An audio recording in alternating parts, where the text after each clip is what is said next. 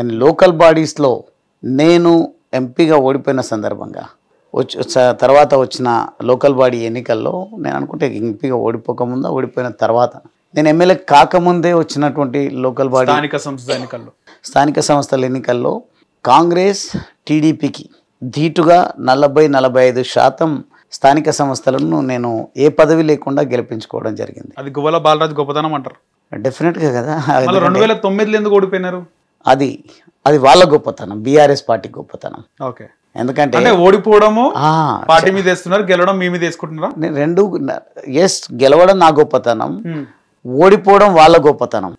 ఎందుకోసం అంటున్నా ఈ మాట అంటే గువ్వల బాలరాజ్ స్థానిక సంస్థల ఎన్నికల్లో అభ్యర్థులను నియమించి అండగా ఉండి వారి గెలుపు కోసము 24/7 ఫీల్డ్లో ఉండి క్షేత్రస్థాయికి వెళ్ళి వాళ్ళని గెలిపించుకోవడం జరిగింది.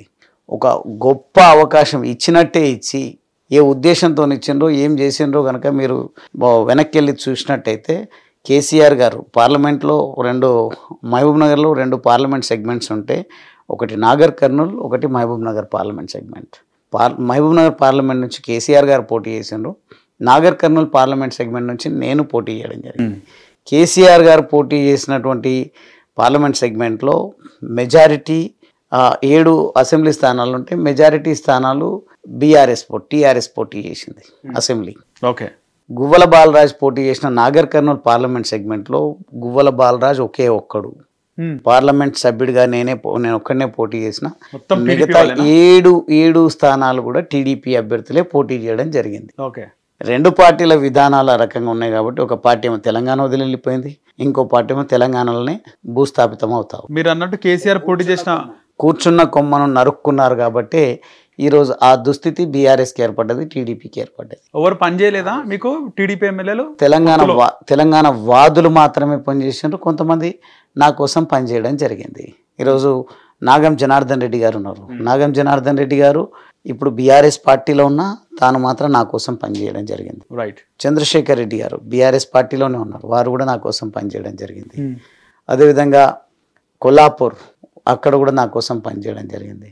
కల్వకుర్తి అనునిత్యం నేను అక్కడ తిరుగుతున్నా, అక్కడ ప్రజలతో తత్సంబంధాలున్నా అక్కడున్న అభ్యర్థి ఎవరికి చేసిండో ఎవరికి అర్థం కానటువంటి పరిస్థితి. ఓకే, అదేవిధంగా అల్లంపూర్ గద్వాల్ అంటే అక్కడ నేను కొత్త.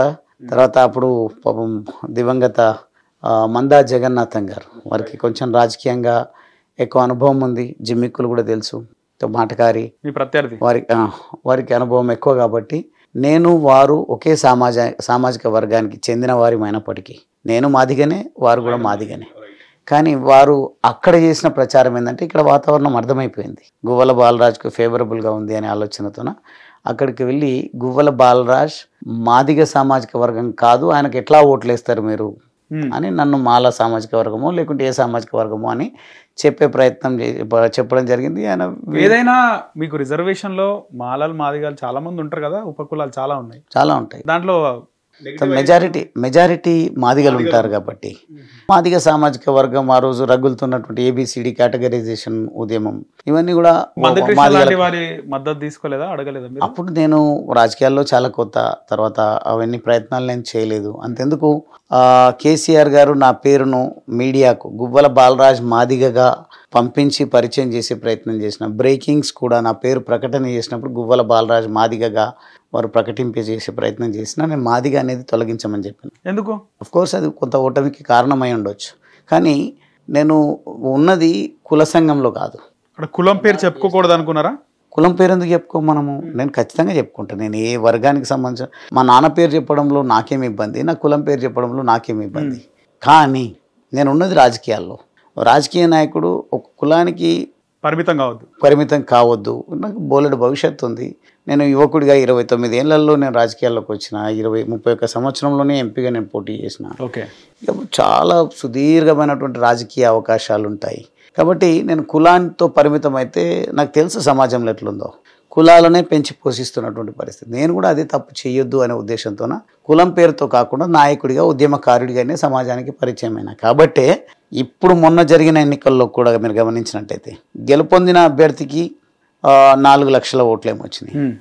2వ స్థానం 3వ స్థానం సంపాదించినటువంటి వాళ్లకు 3.5 లక్షలు 3 లక్షలు అట్లా ఓట్లు వచ్చినట్టుగా ఉన్నాయి. కానీ ఆ రోజు నాకు 3,87,000 ఓట్లు వచ్చినాయి 2009లో. 2009లో తెలంగాణ ఉద్యమం అంటే మహబూబ్ నగర్ అంటే అది ఆంధ్ర రాయలసీమతో సమానంగా ఉన్నది. ఆ వాతావరణమే తెలంగాణ మూవ్మెంటే లేనటువంటి పరిస్థితి.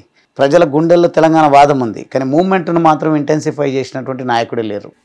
ఎంతో కొంత చేసినట్టే నేను గర్వంగా కొంత చెప్పుకోవాలంటే గర్వంగా నేను చెప్పుకోగలుగుతా. నేను వెళ్ళిన తర్వాత టీఆర్ఎస్ పార్టీని బాగా పెంచేటువంటి ప్రయత్నం చేసిన. నల్లమల గడ్డ పైన గులాబీని రెపరెపలాడించి ఈరోజు మొత్తంగా తెలంగాణ వాదాన్ని వ్యాపింపజేసేటువంటి ప్రయత్నం చేసిన. నాకు 3,87,000 ఓట్లు వస్తే వారికి 4,20,000 అటు ఇటుగా ఓట్లు రావడం జరిగింది. 30,000 అంతే. అంత గొప్పగా నేను పర్ఫామ్ చేయడానికి కారణం ఏంటంటే నాలో ఉన్నటువంటి స్పిరిట్, నాలో ఉన్నటువంటి ఒక పట్టుదల. దానికి తోడు ఆ రోజు నివ్వురు కప్పిన నిప్పులాగా తెలంగాణ ఉద్యమం ఉన్నప్పటికీ ఆ నివ్వురును తొలగించే వారు ఎవరు లేరు. స్వార్థపూరిత రాజకీయాలు చేసేటువంటి ప్రయత్నం చేసినప్పుడు. కాబట్టి తెలంగాణ ఉద్యమం అంతటా సమానంగా పెరిగే అవకాశం ఉన్నా, ఎగిసిపడే అవకాశం ఉన్నా దాన్ని లేపే ప్రయత్నం ఎవరు చేయలేరు.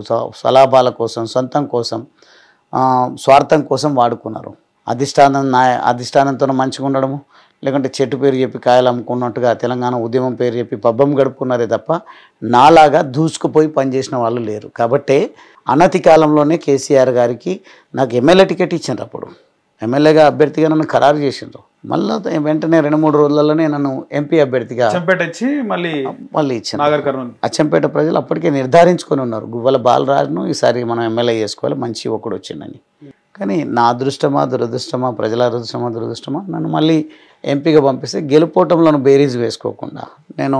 కానీ ఒక్కసారి ఎమ్మెల్యే టికెట్ ఇచ్చినాక ఎంపీకి పొమ్మంటే ఏ నాయకుడు కూడా పోడు, చాలా వరకు పోడు. మీరు ఎట్లా పోయినారు మళ్ళీ ఒప్పుకున్నది లేకుండా? నాకు ఒక నిబద్ధత ఉంది, నాయకుడు అంటే గౌరవం ఉంది. తర్వాత అందరూ ప్రతి ఒక్కరు తమ స్వార్థం కోసం తమ పనిచేయడం కాదు.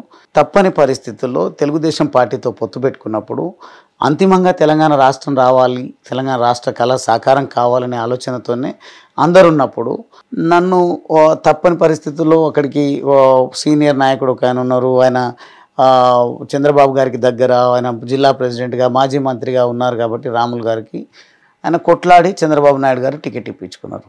ఆ కొట్లాడి స్పార్క్ను గమనించి, నిబద్ధతను, సిన్సియారిటీని గమనించి నాకు టికెట్ ఇప్పించుకోలేరు కాబట్టే రోజు కేసీఆర్ గారి గ్రాఫ్, కేటీఆర్ గారి గ్రాఫ్, పార్టీ గ్రాఫ్ పడిపోతూ వస్తూ ఉంది. నా ఒక్కరిని అంటలేను, నాలాంటి ఎంతో మంది పోరాట ఆ రోజు నుంచి నేటి వరకు కూడా ప్రతి సందర్భంలో ఎవరినైతే ఎంకరేజ్ చేయాలనో ఆ రకంగా చేయకుండా ఆ తాత్కాలిక ఉపశమనాల కోసము, లేకుంటే ఎవరి మాటలకో, లేకుంటే ఎవరి మస్కాలకో తలొగ్గి చేస్తున్నారు. కాబట్టి ఈరోజు కనుమరుగైపోతా ఉంది BRS party. Hit TV app, ఇందులో short news, live news, entertainment shows, movies, digital magazines తో పాటు మీ జిల్లా వార్తలను కూడా ఫ్రీగా చూడొచ్చు. ఇంకెందుకు ఆలస్యం, వెంటనే హిట్ టీవీ యాప్ ని డౌన్లోడ్ చేసుకుని ఫ్రీగా ఎంటర్టైన్మెంట్ పొందండి. Hit TV app. Hit TV app. Please download hit TV app. Hit TV app ని ఫ్రీగా డౌన్లోడ్ చేసుకుని ఎంజాయ్ చేయండి. మీకు నచ్చిన ఎంటర్టైన్మెంట్ కోసం హిట్ టీవీ యాప్ ని ఫ్రీగా డౌన్లోడ్ చేసుకుని ఎంజాయ్ చేయండి. హిట్ టీవీ యాప్ ని డౌన్లోడ్ చేసుకుని ఆస్వాదించండి, ఆశీర్వదించండి. ఇంతమంది సెలబ్రిటీలు హిట్ టీవీ యాప్ ని డౌన్లోడ్ చేసుకోండి అని చెప్తున్నారంటే ఎంత మంచి యాప్ ఆలోచించండి. అమెరికా అమెరికా అమెరికా అమెరికాలో చదవాలనుకునే వాళ్ళకి విశ్వసనీయమైన పేరు మన శౌర్య కన్సల్టెన్సీ. UK లో 1 year masters, UK లో 1 year masters, 2 years work permit up to 5 years visa. Contact Shaurya Consultancy. Contact 89851 89851.